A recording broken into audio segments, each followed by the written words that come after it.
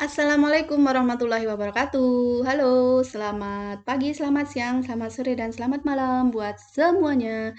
Bertemu kembali dengan saya Bu Vita. Finally, kita sampai di video terakhir dari pembahasan soal PTS tahun kemarin. Yang sebelumnya 1 sampai 10, 11 sampai 20, 21 sampai 30. Nah, ini adalah bagian akhir atau part akhir dari pembahasan soal PTS tahun kemarin. Kali ini kita akan membahas soal PTS dari nomor 31 sampai nomor 40. Karena ada 40 soal, berarti ada 31 sampai nomor 40. Masih bersama saya, Bu Vita. Langsung saja, kita ke nomor 31. Cus. 31. Berdasar matrik di atas yang termasuk bentuk perusahaan jasa. Oke, di sini adalah pertanyaannya perusahaan jasa. BTW perusahaan itu kan ada 3 toh. Ada apa aja yuk yang masih ingat? Betul. Ada perusahaan jasa, terus ada perusahaan dagang, dan ada manufaktur, perusahaan manufaktur. Nah, ada 3 ini. Kalau jasa berarti ya dia jualan jasa, intangible, jadi nggak terlihat, barang yang dia jual nggak terlihat.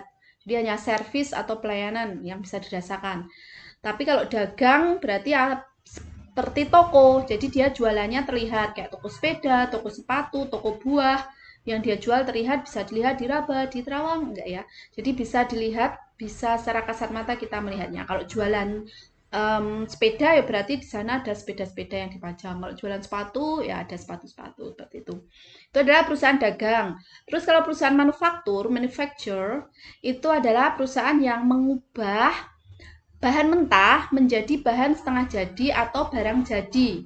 Nah, kayak pabrik ya ini ya, berarti pabrik. Jadi mengubah dari bahan mentah menjadi setengah jadi atau barang jadi. Ini adalah 3 jenis perusahaan. Baik, kalau dari matrik ini berarti yang termasuk perusahaan jasa yang mana? Kita pakai highlight yang warna hijau sama ya, berarti perusahaan jasa. Kita lihat yang matrik A dulu, A bawah. Biro Umroh Mandala. Nah, ini karena melayani jasa umroh ya, jasa pelayanan umroh berarti dia adalah perusahaan jasa. Bengkel Honda Ahas. Ahas. Ini adalah juga jasa. PT Indofood, no, PT itu berarti dia tadi yang ini ya, manufaktur ini ya. Karena pabrik mengolah dari bahan mentah menjadi setengah jadi atau barang jadi. PT, nah yang PT ini berarti PT. Berarti ini enggak, ya ada juga sih PT yang bergerak di bidang jasa, ada juga.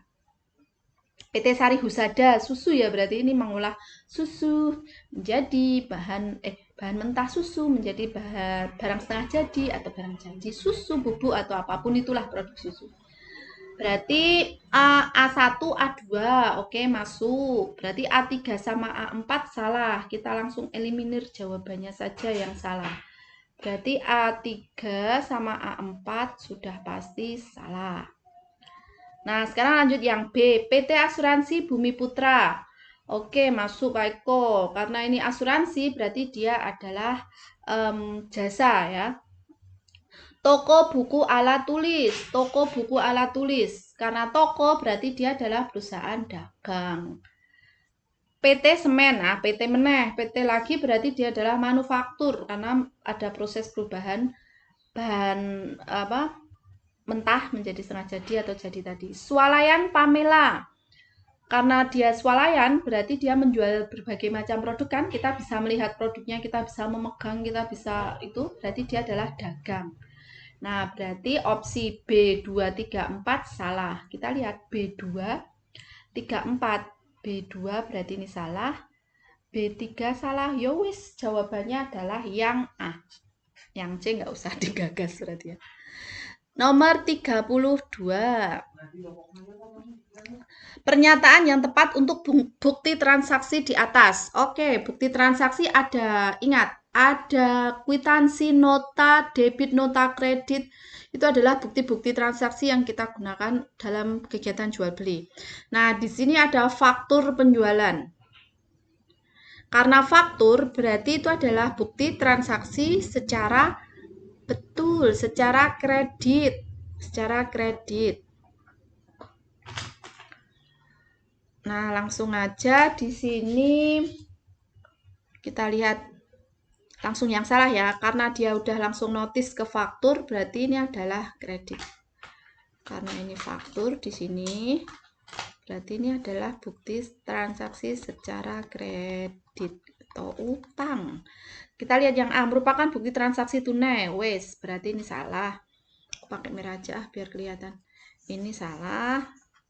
Terus merupakan bukti ini juga salah, ini juga salah. Terus tinggal D sama E ya. Nah, oke, sekarang yang D merupakan bukti transaksi kredit berupa bukti penjualan. Yang satu penjualan, itu pembelian. Oh, bingung. Ternyata iya sesuai namanya aja karena faktur penjualan berarti ini adalah bukti penjualan. Wes, titik, selesai. Jawabannya adalah yang D. Sekarang kita lanjut nomor 33. Berdasarkan transaksi di atas yang termasuk ke dalam jenis transaksi tunai. Nah, berarti kita harus tahu dulu apa tuh transaksi tunai, apa transaksi kredit. Ingat, tunai itu kayak kalian kalau membeli di Indomart, Alfamart, kayak di supermarket sepalan gitu. Berarti setiap habis belanja kalian akan mendapatkan nota, betul sekali. Nanti akan mendapatkan nota. Nah, lain perkara kalau kalian membelinya secara kredit. Kalau kalian membeli secara kredit, maka nanti kalian akan mendapatkannya faktur. Seperti yang di atas tadi. Oke, sekarang kita lihat. Kwitansi juga bisa nanti. Berdasarkan transaksi di atas yang termasuk ke dalam transaksi tunai. Tunai berarti langsung pakai uang ya, nota atau bisa juga cek. Cek itu adalah pengganti untuk uang, walaupun dia nanti harus mencairkan dulu ke bank. Kwitansi juga bisa. Kwitansi itu adalah bukti telah diterimanya sejumlah uang.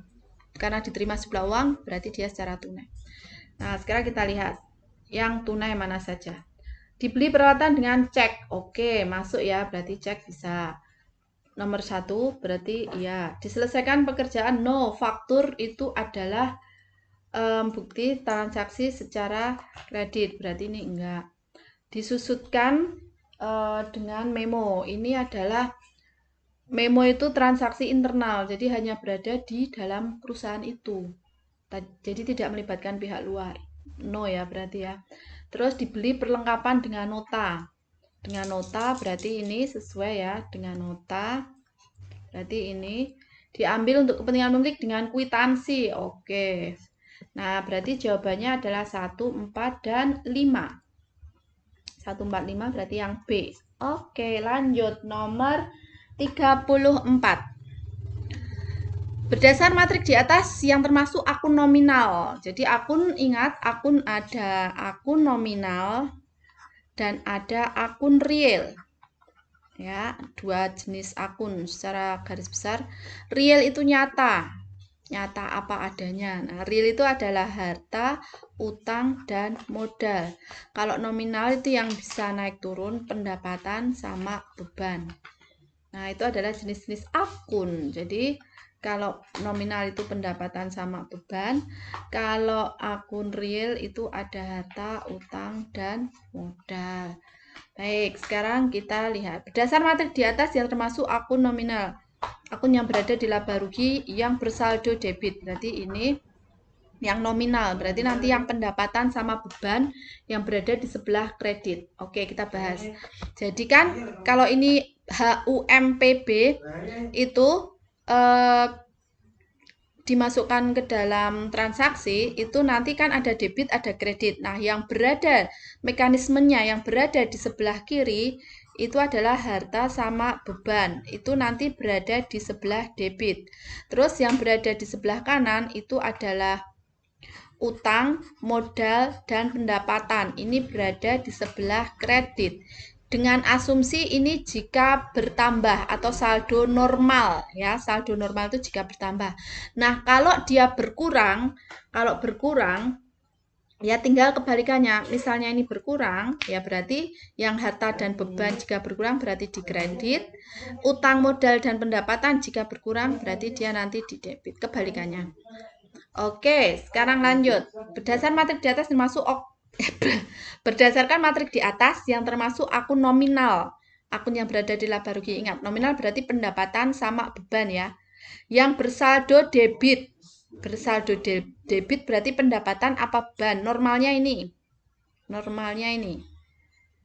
Yang ini mending tak hapus aja ya, kayaknya nanti malah akan membingungkan. Jadi bersaldo normal itu adalah bersaldo tambah, bersaldo plus. Nah, jadi ini tak hapus saja nanti tidak malah bingung. Jadi kalau nanti nggak normal berarti berkurang ya, kebalikannya dari ini.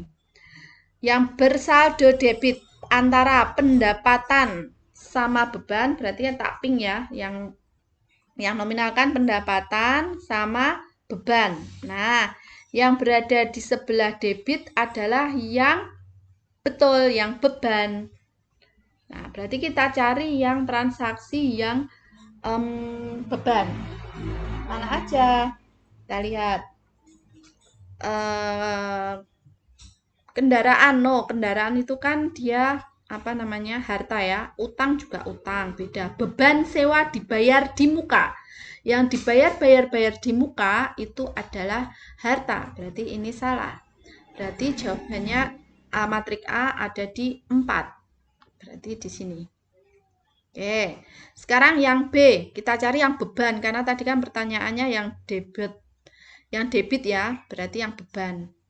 Yang sama ini. Nah, berarti yang matrik B-nya akumulasi penyusutan enggak ya? Karena akumulasi penyusutan itu dia masuk harta. Terus pendapatan ya pendapatan, bukan pendapatan ya pendapatan, berarti beban listrik. Oke, beban listrik. Oke. Terus yang matrik C kita cari yang beban.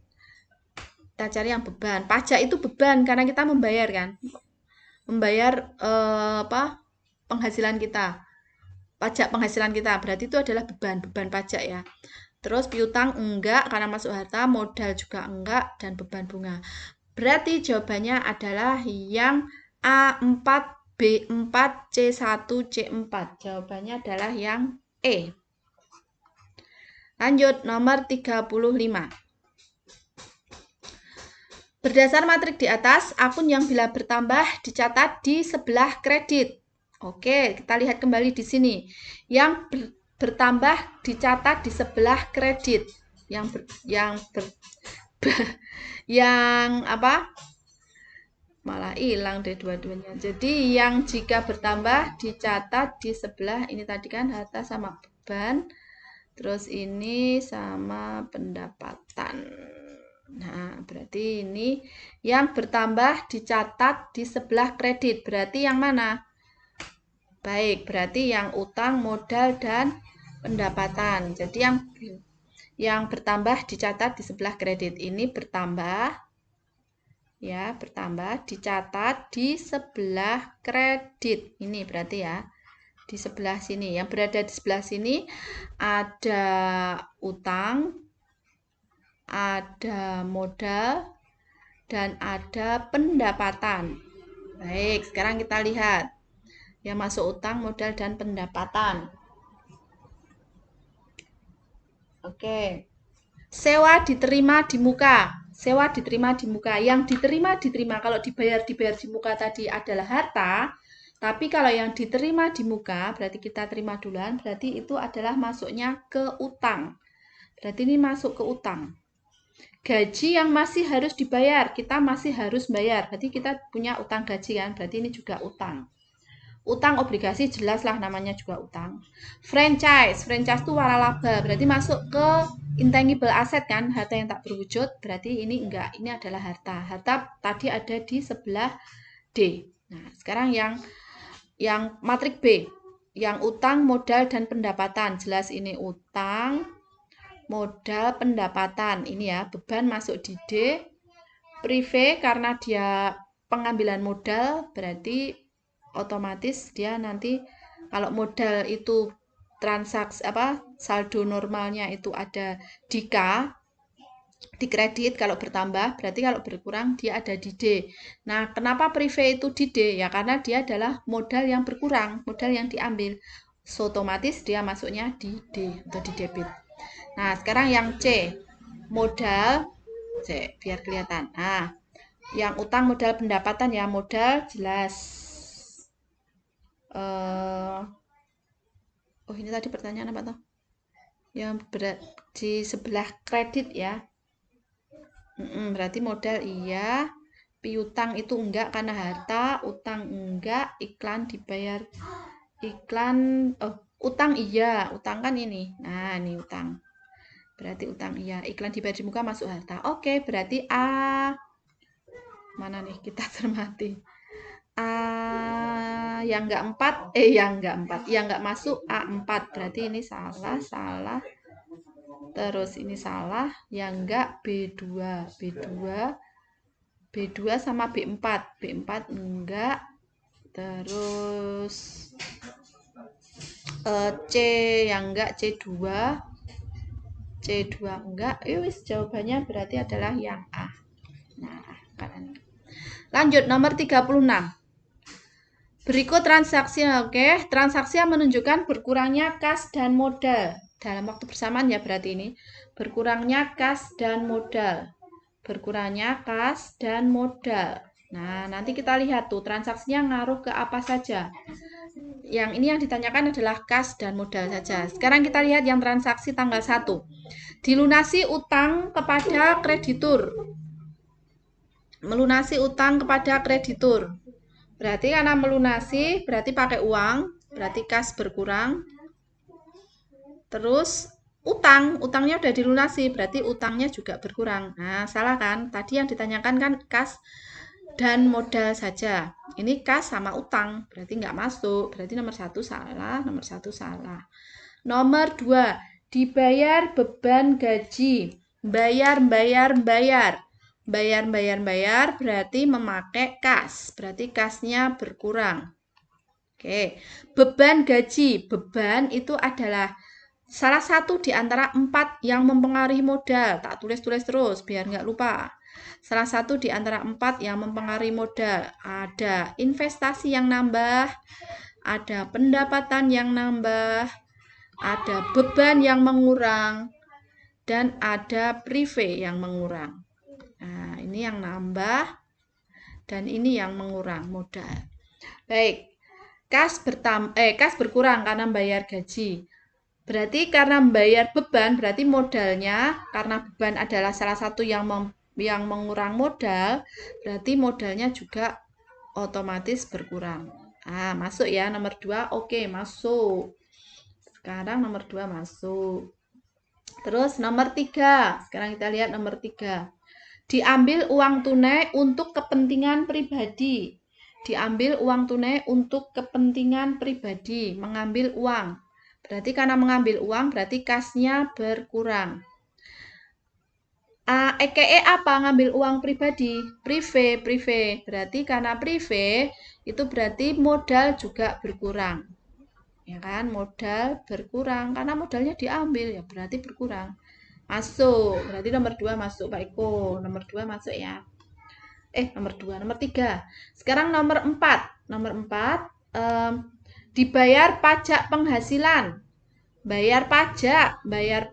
Berarti beban pajak ya, seperti yang atas tadi. Berarti kasnya karena bayar itu pajaknya nggak mau dibayar pakai daun, berarti harus dibayar pakai uang kan. Berarti kasnya berkurang 5 juta. Terus karena pajak, beban ya, beban itu adalah, ingat, beban adalah salah satu di antara 4 tadi, berarti mengurangi modal. Oke, masuk juga. Ya wes, jawabannya udah ada, berarti adalah 2, 3, dan 4. Betul, 2, 3, 4 itu adalah C. Kenapa nomor 5 salah? Diselesaikan pekerjaan jasa dengan menerima cek. Diselesaikan pekerjaan jasa dengan menerima cek. Oh, diselesaikan menerima cek berarti kasnya nambah. Kan menerima. Diselesaikan pekerjaan jasa. Jasa adalah pendapatan. Nih ya, berarti dia nambah modal. Nah, yang lainnya yang ditanyakan padahal tadi kan berkurangnya kas. Ini modalnya bertambah. Oke, nomor 36. Lanjut nomor 37. Pada tanggal 15 Maret, PT Karya Gemilang membayar angsuran utang senilai 20 juta. Pencatatan mekanisme debit kredit. Mekanisme debit kredit. Yang ada di debit adalah harta beban HBUMP atau BHUMP sama. Oke, ini jika saldo normal ya atau tambah. Yang HB di debit, utang modal pendapatan di kredit. Kita lihat pada tanggal 15 membayar angsuran utang. Membayar angsuran utang. Membayar. Berarti kalau membayar berarti kasnya berkurang dong karena bayar. Kasnya berkurang. Wes ini otomatis salah. Ini salah. Ya kan? Seharusnya berkurang. Kas berkurang 20 juta. Membayar angsuran utang. Berarti kalau angsuran utang udah kita bayar, berarti kita utangnya tambah apa kurang? Yo kurang no, kan kita udah nyaur. Karena udah nyaur berarti utangnya juga berkurang 20 juta. Nah, kalau kas berkurang, ini posisi normal ya, bertambah ya. Kas itu kan harta. Kalau bertambah di debit, berarti kalau dia berkurang, ya kebalikannya, berarti di kredit. Berarti ini nanti ada di kredit. Karena kebalikannya ya, kalau bertambah dia di D, berarti kalau berkurang dia di K. Utang berkurang. Utang jika bertambah dia di kredit. Berarti kalau dia berkurang, ya berarti dia harus di debit. Ya udah, tinggal kita masukkan saja. Kas berkurang di kredit dan utang usaha berkurang di debit. Ya, jawabannya adalah yang B. Betul. Ini salahnya apa? Ini dong, kas berkurangnya di debit salah. Ini salahnya apa? Piutang. No, kan utang tadi. Oke, lanjut. Nomor 38. Pada tanggal 18 Juli dibeli komputer 15 juta. Berarti ini peralatan ya, karena komputer berarti ini adalah peralatan. Ini peralatan. Membeli komputer ya jelas peralatannya bertambah 15 juta. Dibayar dengan cek. Cek itu ya sama aja dengan uang, cuma dia bentuknya cek. Berarti ini uang atau kasnya berkurang. Ini bertambah 15 juta, kasnya berkurang 10 juta. Sisanya dibayar kemudian, sisa berarti kan beli 15 baru bayar 10, berarti kita punya, yes that's right, kita punya utang, berarti utang kita bertambah berapa? 5 juta. Ya jadi punya utang deh, nggak apa-apa. Nah sekarang pencatatan mekanisme debit kredit. Ingat tak tulis meneh nang kene ya, biar warnanya agak beda. Tadi adalah harta beban debit, UMP kredit, harta beban debit, UMP kredit. Nah, sekarang kita lihat peralatan. Peralatan itu adalah harta. Dia masuk di trahnya harta, karena trah harta kan punya anak cucu paling banyak. Peralatan adalah salah satu harta tetap.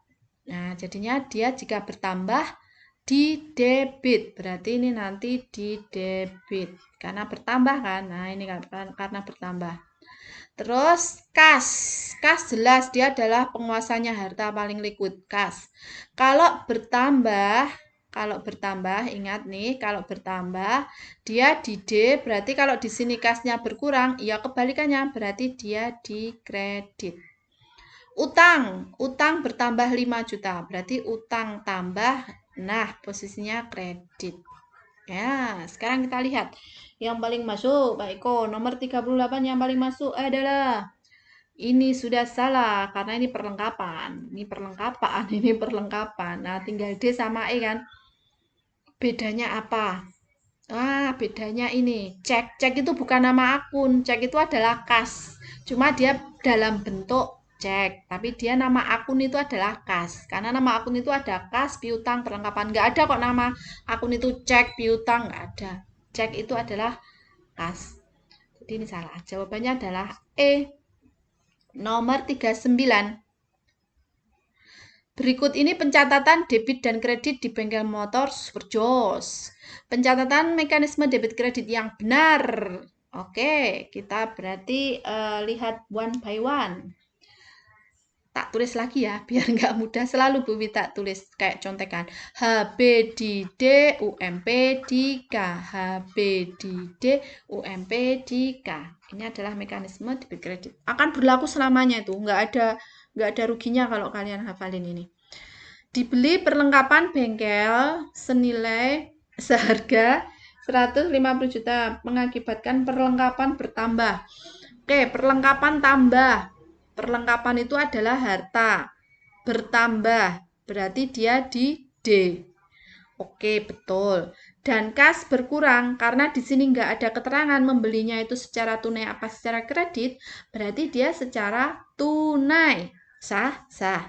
Berarti ini secara tunai.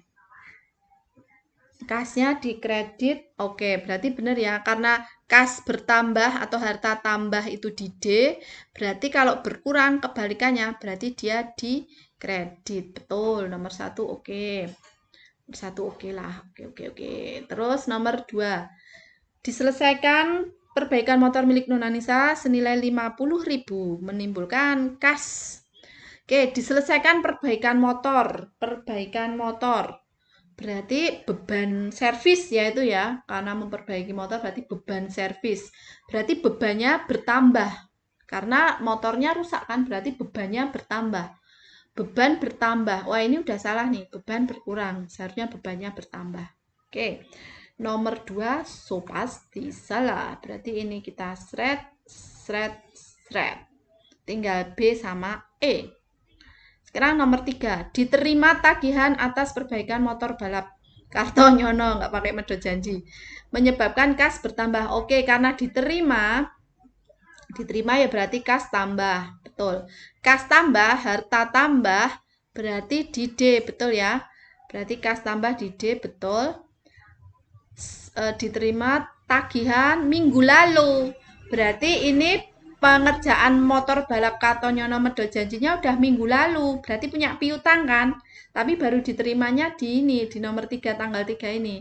Berarti sebelumnya kita punya piutang, kita udah memperbaiki motor balapnya itu Kartonyono medhot janji itu udah diperbaiki tapi belum dibayar saat itu. Nah, dibayarnya sekarang, berarti piutang kita jadi udah nggak punya piutang, berarti piutang kita berkurang. Piutang itu adalah harta juga. Wah, banyak ya harta ya. Kalau bertambah di debit, berarti kalau harta berupa piutang berkurang, berarti kebalikannya di kredit. Oke, betul. Nomor 3 betul. Sekarang nomor 4. Dibayar cicilan utang. Mencicil ya ini, mencicil kepada toko ungu atas, berarti bayar utang. Bayar utang berarti utangnya jelas berkurang. Oke, utang berkurang. Kalau utang bertambah, ingat utang ini ya, utang bertambah dia di K. Berarti kalau berkurang dia di D. Betul. Bayar cicilan utang, bayarnya pakai uang. Berarti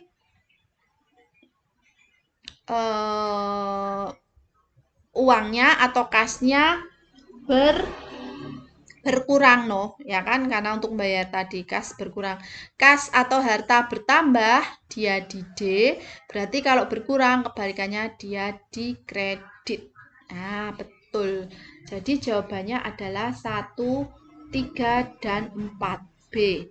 Nah, yang E salahnya apa? 3, 4, 5. Diterima 150.000 atas perbaikan daya mengakibatkan kas bertambah. Kasnya tambah, oke betul di debit.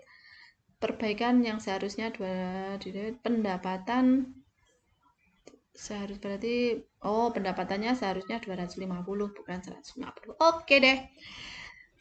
Terakhir nomor 40. Alhamdulillah akhirnya kita sampai di nomor atau pembahasan yang paling akhir yaitu nomor 40. Pencatatan transaksi di atas yang sesuai dengan mekanisme debit kredit lagi. Oke. Kita selalu ingat HB di kiri, UMP di kanan. HB di kiri, UMP di kanan. Oke. Investasi modal ke dalam perusahaan. Investasi modal ke dalam perusahaan. Berarti kas tambah. Kas tambah di D, modal berupa gedung, sorry, lupa. Berupa gedung, kalau gedung ya berarti bukan kas ya, ini jadinya gedung nanti ini seharusnya, ini gedung tambah. Gedungnya nambah, modalnya nambah. Nah, kalau kas kan harus berupa uang tunai. Berarti nomor 1 salah, berarti ini salah. Oke, sekarang nomor 2. Dikirim faktur atas pekerjaan yang sudah diselesaikan. Karena faktur berarti kita udah nyelesain tapi kita belum dapat duit.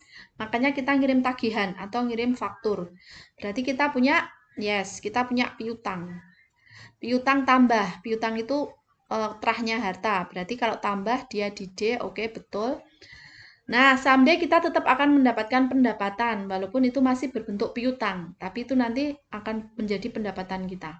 Karena kita udah ngerjain jasanya, cuma akan dibayarnya esok kemudian. Jadi pendapatannya tambah, pendapatan P ya, pendapatan tambah di kredit, betul. Nomor 2 betul. Nomor 3, dibayar pinjaman ke bank, bayar pinjaman, bayar utang. Berarti karena bayar utang, utangnya berkurang dong, ya betul. Utang bertambah di K, berarti kalau utang berkurang kebalikannya di D. Oke, masuk Aiko. Bayar pinjaman pakai uang, berarti uangnya tambah apa kurang nek gue bayar utang? Yo kurang no. Kan kita uangnya buat nyaur utang, berarti kasnya berkurang. Kas itu adalah harta. Kalau tambah di D berarti kalau berkurang di kredit. Betul. Berarti 2, 3. Oke lah, masuk. Nomor 4. Dibeli buku nota secara kredit. Membeli buku nota secara kredit. Berarti perlengkapan ya, dianggap aja buku nota itu perlengkapan. Berarti perlengkapan bertambah. Perlengkapan itu harta. Berarti kalau bertambah di D. Oke. Karena kredit berarti utang. Loh, kok kas? Kok cash? Enggak dong, seharusnya utang. Utangnya tambah seharusnya. Jadi nomor 4 salah. D4 salah, 4 salah. Jawabannya adalah D. Selesai.